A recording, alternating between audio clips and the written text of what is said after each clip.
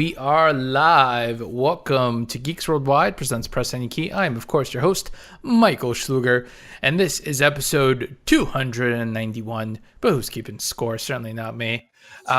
We have a fantastic show for you today. Let me introduce the crew. We have Josh Irwin. Hey, what's going on? Good to have you, my friend. Good to be here. And the disembodied voice of Jay Rich. Hey, how's it going?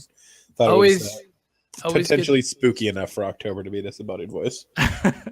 Always good to have you on as a disembodied voice. That's Indeed. my preferred version of you. Of course. I do have a face for radio, so That's true.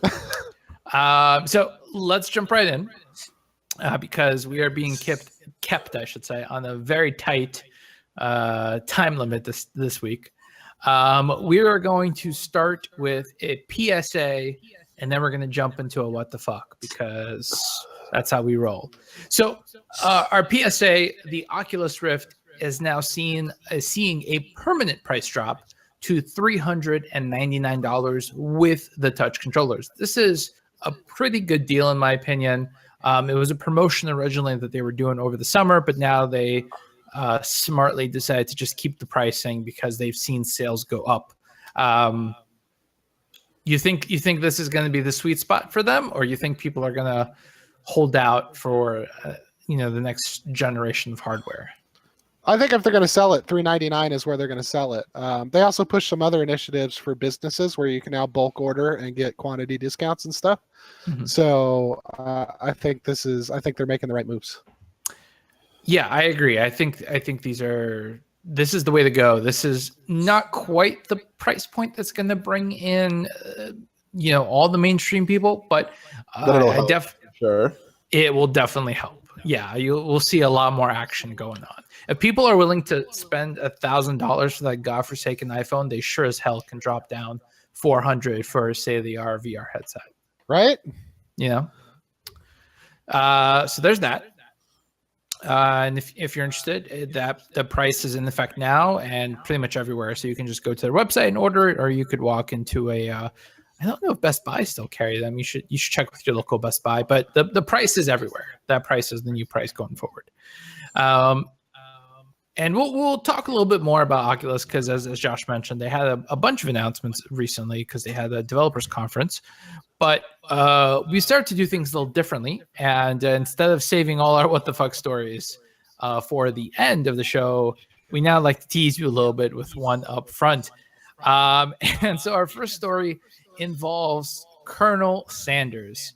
No, we're not showing you that incredibly creepy and frightening VR training level that that KFC came up with. And if you truly want to be frightened on Halloween, you just turn off the lights and watch that. It's like, yeah, it's true. It's very spooky. 15 minutes and the hair will rise at the back of your neck. It's that spooky. They are doing a promotion in WWE 2K18 because obviously when I think of wrestling, I think fried chicken, right? Doesn't everyone? The two are not completely separate. No, that's true. Not completely separate.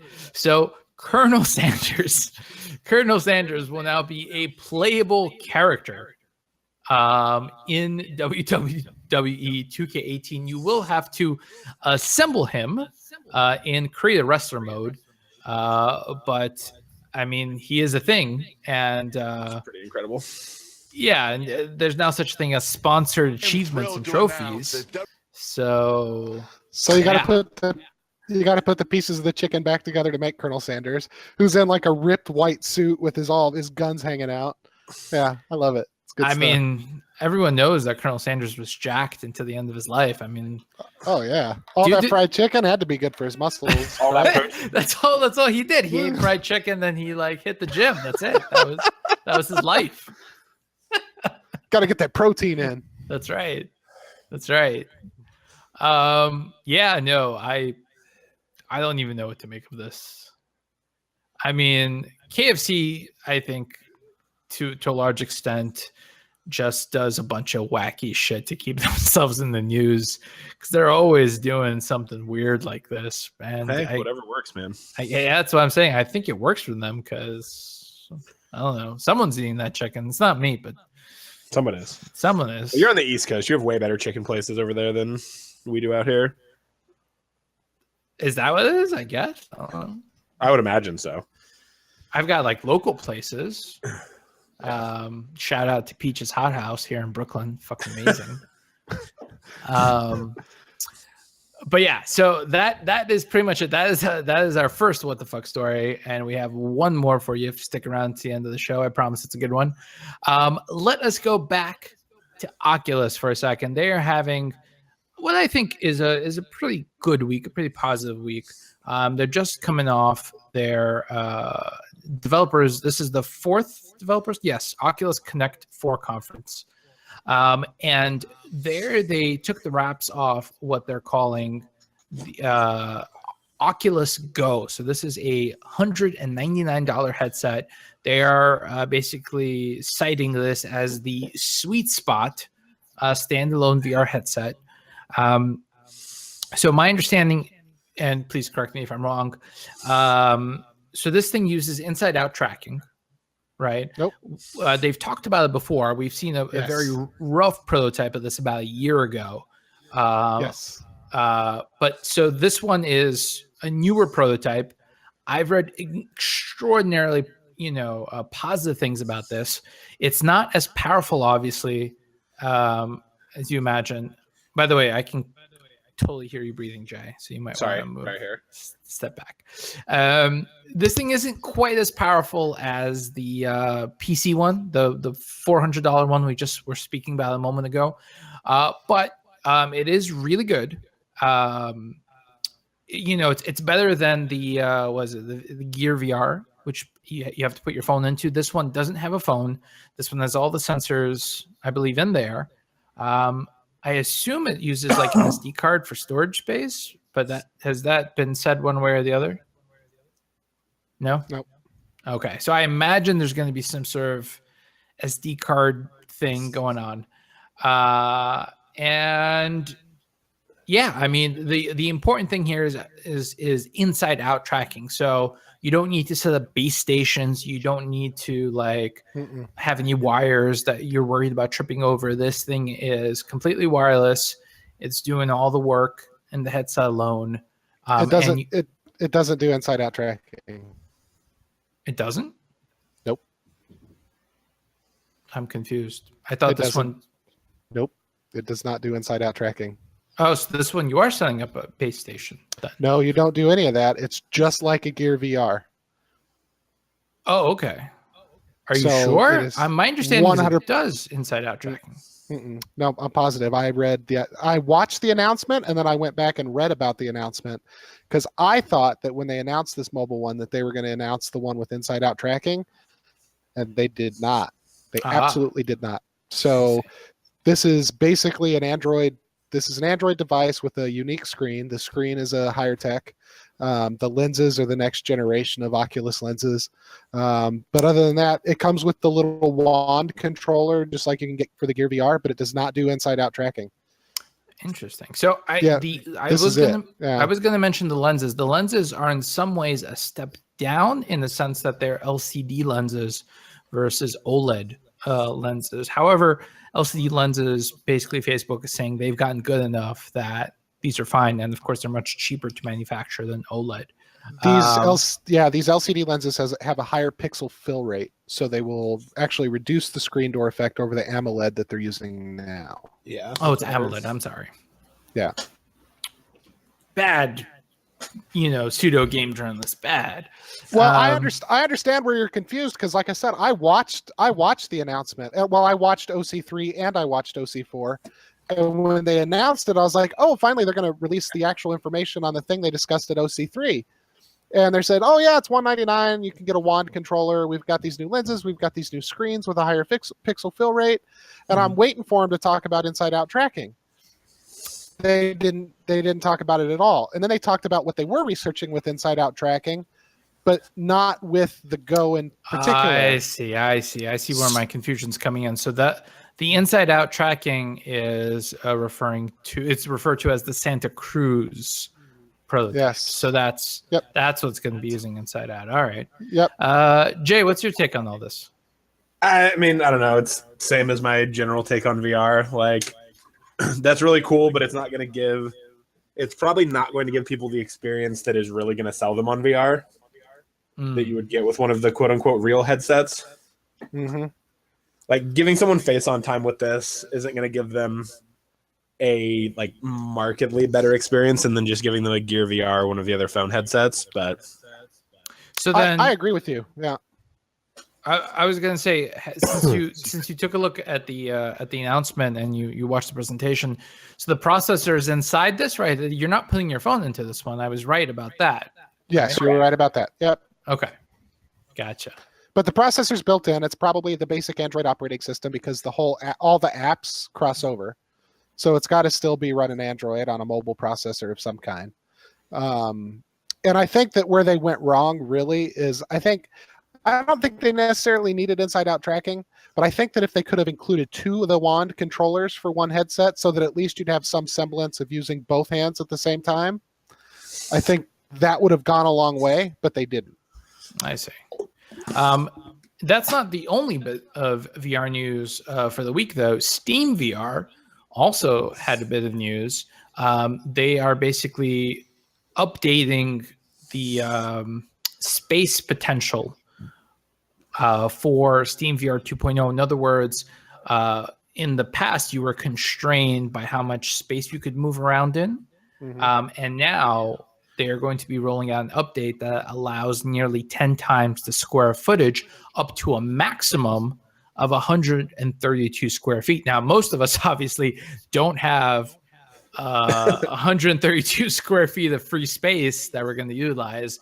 This is more for the enterprise side of things, where if someone has a warehouse that they want to turn into like a giant VR gaming room experience, what have you, they'll now have the flexibility to do that. My question to you is, I really wish Chris was here because Chris would have been able to answer this question better. But I've seen a bunch of things where like supposedly stuff is being built, but I really haven't seen anything come to fruition.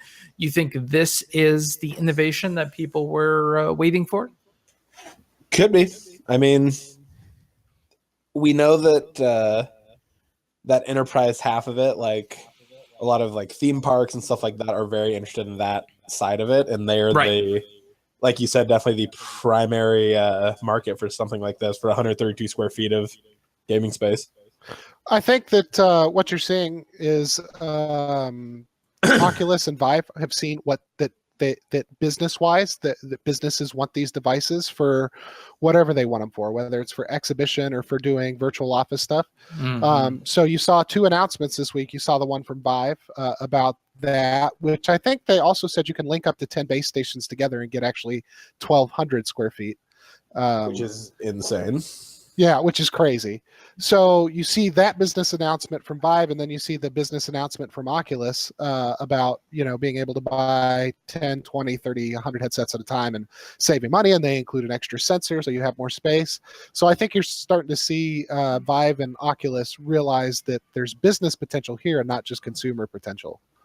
Right. And I think if nothing else, if enterprises, if theme parks or whatever take the jump and integrate this stuff, we'll start to see home sales increase as well, because this will start to reach the masses and they'll realize this is a thing. I can have this in my house. It's not going to be 132 square feet, but I can still have the general experience. And you'll see R&D funds increase, and you'll see the tech itself get better faster, and all kinds of other positive things too. So definitely. Definitely.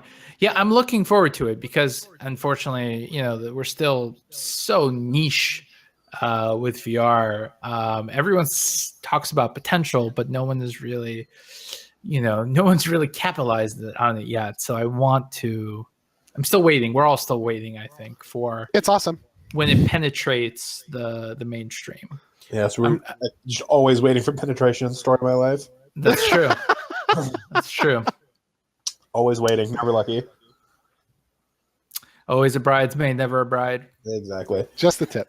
It's just a tip. All right. What's our next story? What are we doing?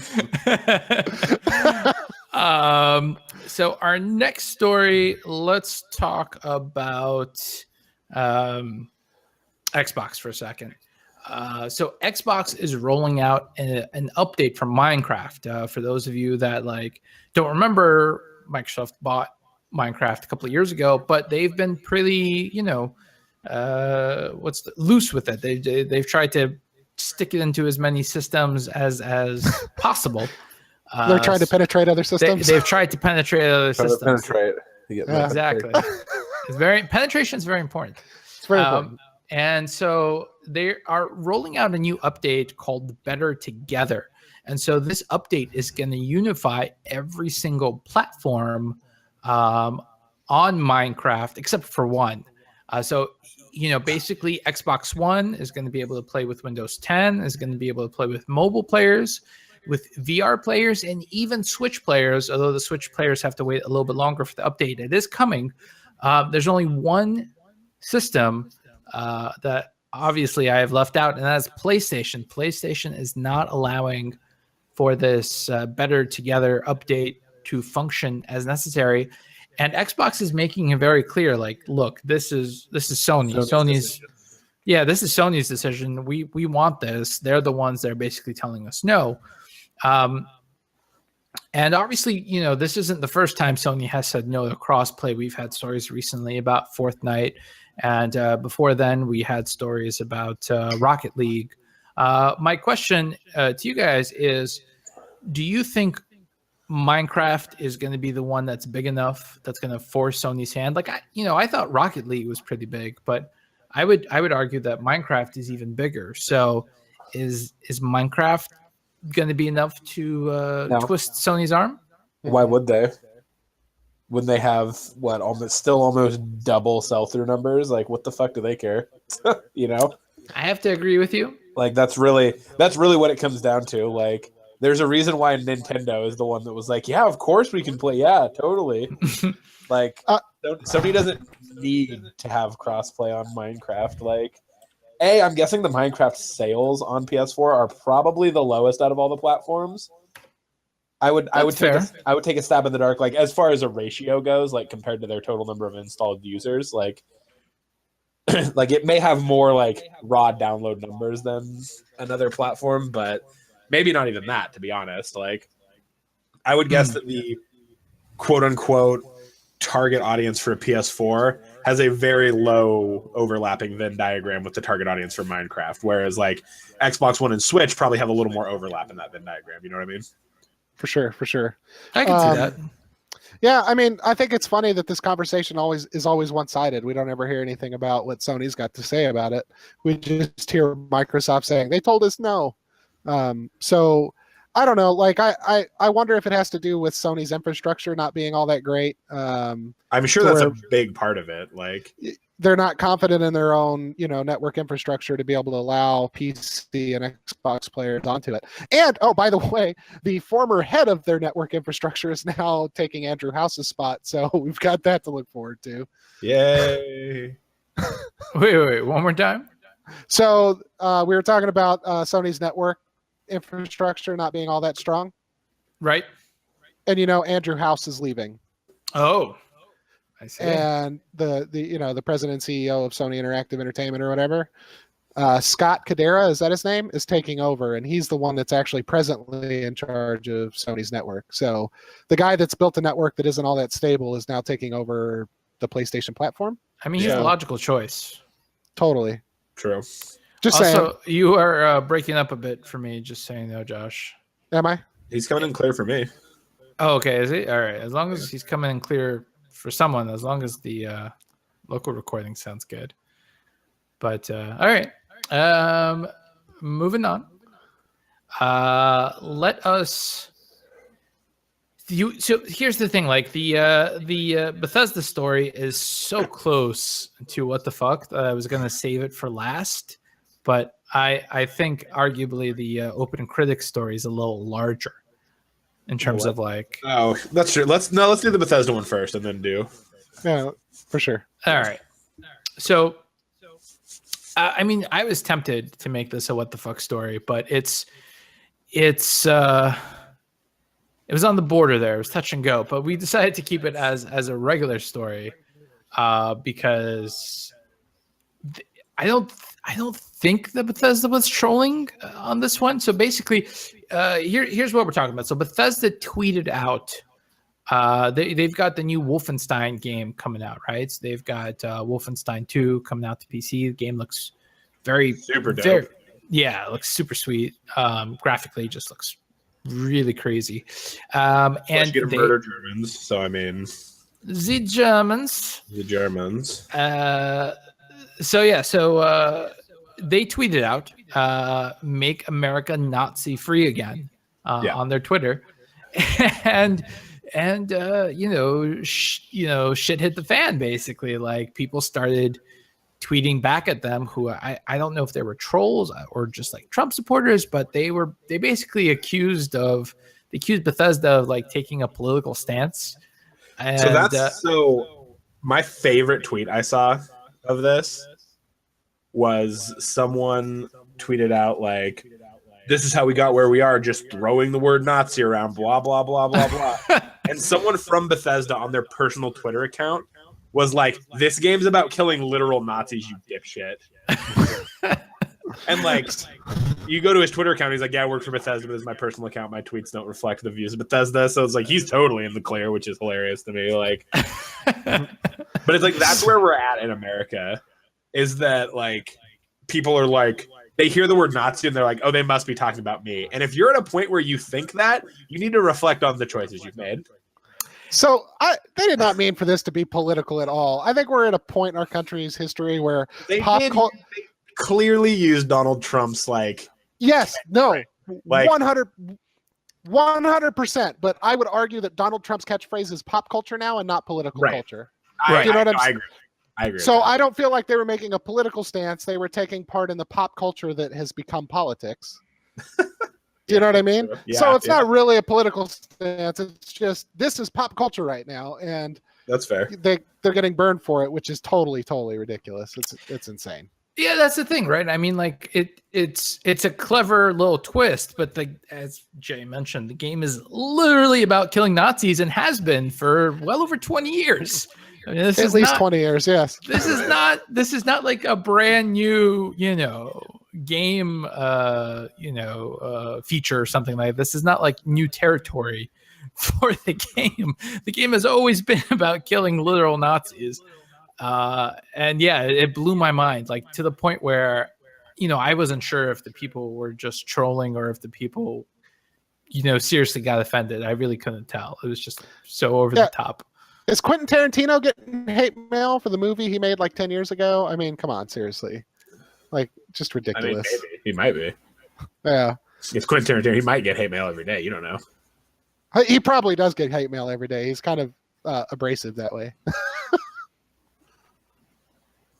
I guess.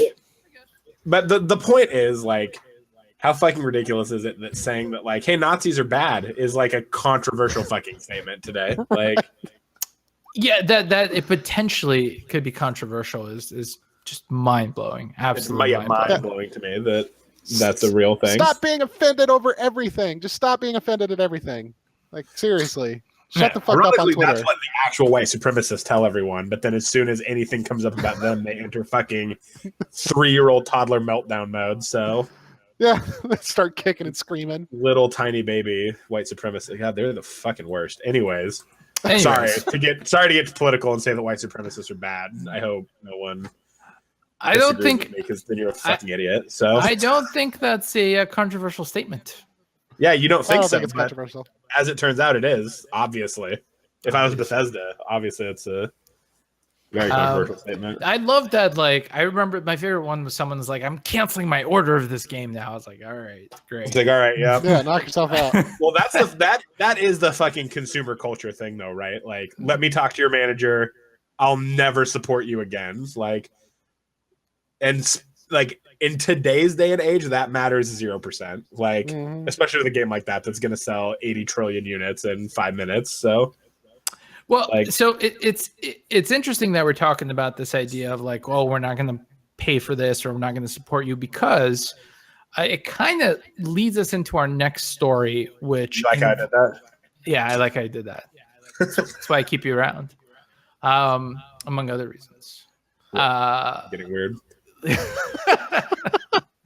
I don't know. Chris isn't here. I feel like I have to, That's true. you know, insert a little You flirtation. have to penetrate. into You have to penetrate somewhere else. Exactly.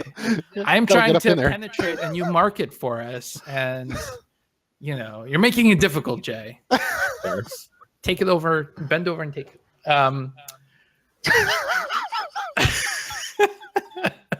So our last story involves Open Critic. For those not familiar with Open Critic, have you ever heard of Metacritic? Essentially the same thing. It's a review aggregation site, and basically they have recently announced a policy change. They are going to start notating when a video game has loot boxes in them, because loot boxes are cancerous in the video game industry. Especially with, obviously, we were talking about this a little bit last week with Shadow War coming out, and how the 100% ending, the true ending of the game, as you will, is essentially locked behind loot boxes. And between that and Forza 7, their shitty loot box system, it seems like we're in a loot box epidemic of sorts. So what do you guys think? Is this, I mean, I think this is a great move. I'm surprised this wasn't done sooner. Do you think that the loot box culture is going to be changing anytime soon? Nope. I don't think this change. I think this change is absolutely, like, it's a good thing that it's happening for people who are concerned about it. But the problem with the, as you called it, the loot box culture, is this is just the logical next step in the thing that the entrenched video game fans have been bitching about for the last 20 years. You know, first it was expansion packs, then it was DLC, then it was season passes. That, you know, it's all the same shit. Like, this is just the next level of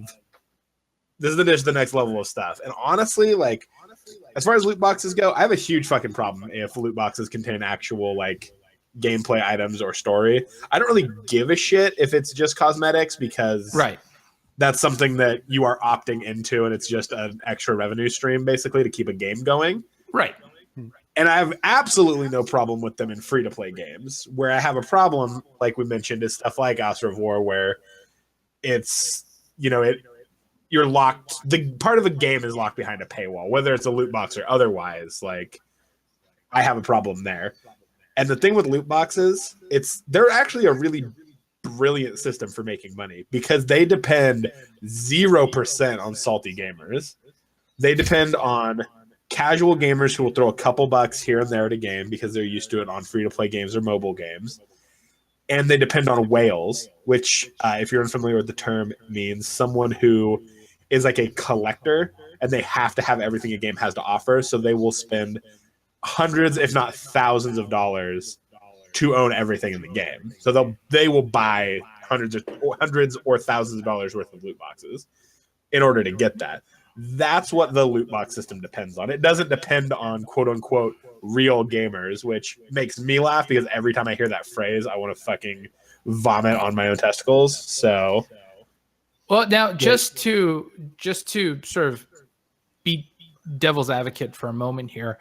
You know, before the show, we were talking about there has been one game before that sort of locked away the true ending of the game behind DLC, and that was Asura's Wrath, which it was an okay game at best. It was never gonna like hit. It was never gonna change anyone's life.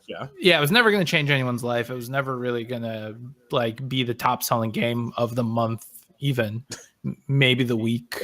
Maybe the week, but probably not. Maybe the week, but I don't even know about that. And so, you know, I having the true ending locked behind the DLC definitely upset some people, but I don't think enough people cared about that game in general to do anything to the industry. I think Shadow of War, you're going to have obviously a much larger base playing that game.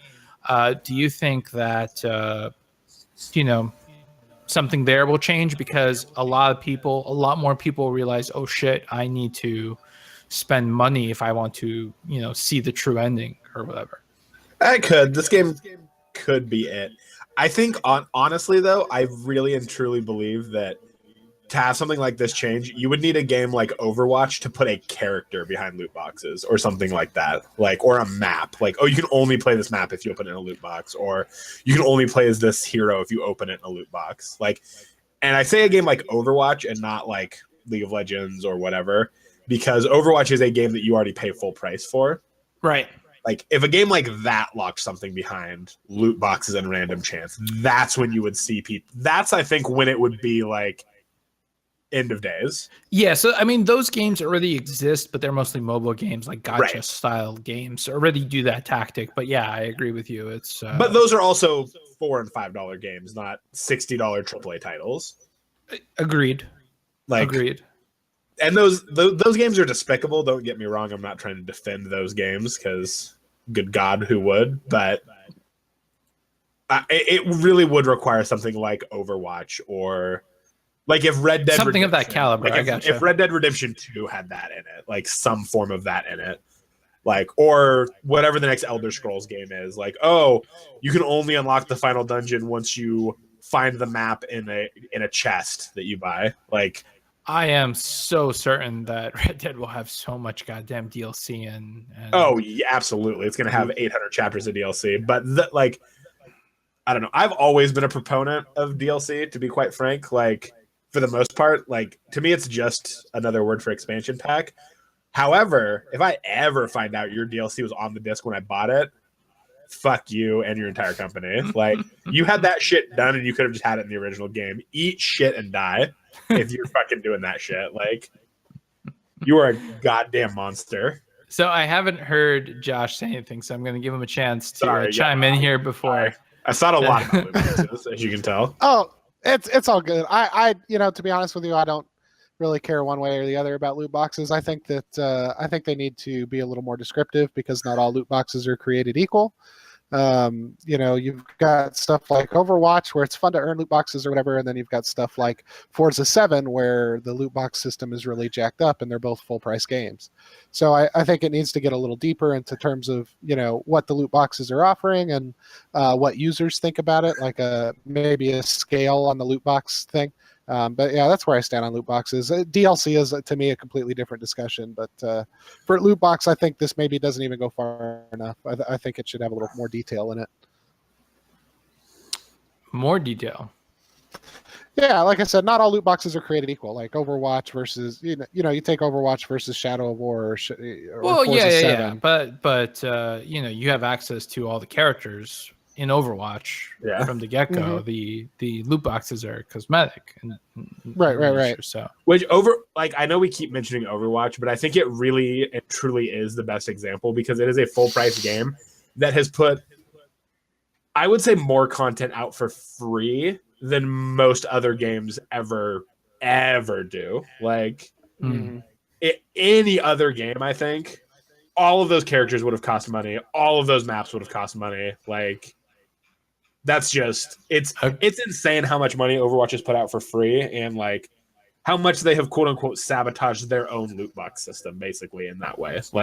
They're not, and that's what always gets me when people oh, Blizzard's just a cash hungry corporation. It's it could be so much fucking worse. Do you have any idea? Do you even understand how much worse this could be for you? Good point. It's funny to me. Well, I'm going to just toss a quick question out and say to our listening audience, where you stand on the loot box issue. Are you excited about the loot box system in Shadow of War? Do you feel like the ending shouldn't be hidden? To be fair, we should be a little bit more specific. It's not that you unlock the ending from the loot box. It's that the ending is hidden behind a mode that is a grindy mess, and loot boxes will help you beat said mode much faster. So that's what we're really complaining about. But yeah, I'm curious to hear where people stand. So tweet at us at Pack Podcast and let us know. And that brings us to our last story of the week. It involves Sagat from Street Fighter 2. Isn't it Sagat? I don't know, actually. I don't know. Everyone says it. Some people say Sagat. Some people say Sagat. When you say Sagat, I just imagine Bob Saget in a fighting game. Honestly, that's way funnier than anything Street Fighter's ever done. Yeah, he's like snorting coke and right, snorting coke and yelling obscenities at people. Yeah, exactly. I'd play that for sure. So if you have a massive, wallet burning a hole in your pocket as we speak, please give us your money. But if you still have money after you gave us money, then you can buy this massive statue of Sagat or Sagat, as you prefer. It costs $1,150. That's, by the way, there's a slight difference. There's two different ones, one that has his arm crossed and one that doesn't have his arms crossed. One that has him just like kind of touching his or with a hand motion in front of his chest. Yeah, so one is basically like Sagat before he gets his ass kicked by Ryu, and the other one is after he gets his ass kicked by Ryu. So it's 1,000 if you want pre and 1,150 if you want post, because apparently the eye patch adds an extra $150. Oh, the eye patch and the giant chest scar. That's the other. Yeah. So yeah, I mean, you can pick it up. It's being sold by PCS Collectibles. So I have a question about this. Yes. So fighting games have a sordid history of having very well endowed female characters that are sort of a big reason that people latch onto the aesthetic of any given fighting game. Yes, I agree. Statues also have that history of making statues. If you're making a statue out of a fighting game, why is it you choose the fucked up, beaten up American dude and not Cammy or Sea Viper or any of the kawaii waifu characters in Street Fighter? I don't fucking get it from a marketing standpoint. I mean, I feel like if you want a statue of Cammy or whatever, there's a million of them out there that you can purchase. Right. No, I get that. And I just don't understand why this company didn't just make another one of those instead of fucking Sagat. Cheaper to license Sagat? I don't know. I guess I don't know. Also, they wanted if you're go with one of the male characters, obviously Ed Bison is who you go with, first of all. They wanted to go with they wanted to give women a lady boner. I don't know. Maybe some women have a thing for giant muscled Thai men with. I guess I don't know. Sagat just seems like a weird choice in Street Fighter in general because he is he's not really a fan favorite, right? Who the fuck gives a shit about Sagat? I mean, so I want to be clear. The same company does have a ton of other statues that are only priced slightly less. They have some gorgeous, I'm sure. $700 to $900 statues of Akuma and Ryu. Okay, see, an Akuma one would actually be pretty dope. All right. So, I mean, if you go to their website, which is popcultureshocktoys.com, I know it's a mouthful, you can look at their lineup.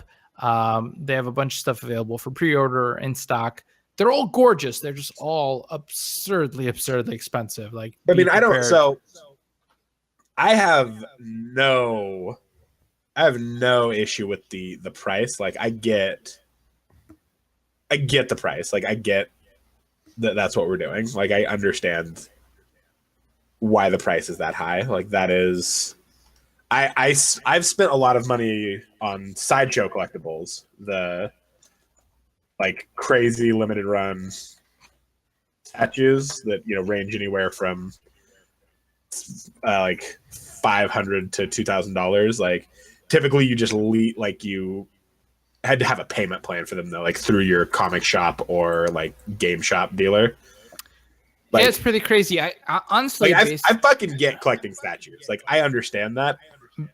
I don't understand when you get a statue licensing deal, like if you're charging that much money for it, you should be better goddamn sure that people are going to buy a lot of it. From what I can tell from looking at their website, it looks like they're slowly making their way through every single Street Fighter character, and they have like variants of them as well. So they have like an E Honda one, right. They have an Oro from Street Fighter 3, they have a Blanca, they have some pretty cool Goken ones as well. So they've got a little bit of everything. If you like any Street Fighter character, they have a Street Fighter statue for you. So just putting it out there. So check them out. Just don't expect to get it cheap. Like their cheapest ones are like $350-ish, and they go up from there. So have fun. Yes, enjoy that. Yeah. So unfortunately, that is all the show we have for you this week. I think we've actually done it, boys. I think we've actually kept it to like under 45 minutes. This is amazing. We're at 42 right now. Look at that. Looking good. So I will say that we are coming up on show 300. So if there's a particular guest that you would like us to try and get a hold of for our episode, again, just tweet at us at Pack Podcast or just toss down the comment below. As always, if you like the show, hit the subscribe button. That means a lot to us. Or if you hated the show, tell us why, and we'll try and do better. Until next time, I have been your host, Michael Schluger. I'm Josh Irwin. I'm Jay Rich. Said it again. The disembodied voice of Jay Rich. Killing it. Have a great week of gaming. Push a lot of keys for us. We will see you next week. Hasta luego. This has been a production of the GWW Radio Network. Please don't forget to subscribe, rate, and review us on iTunes, Stitcher, and SoundCloud.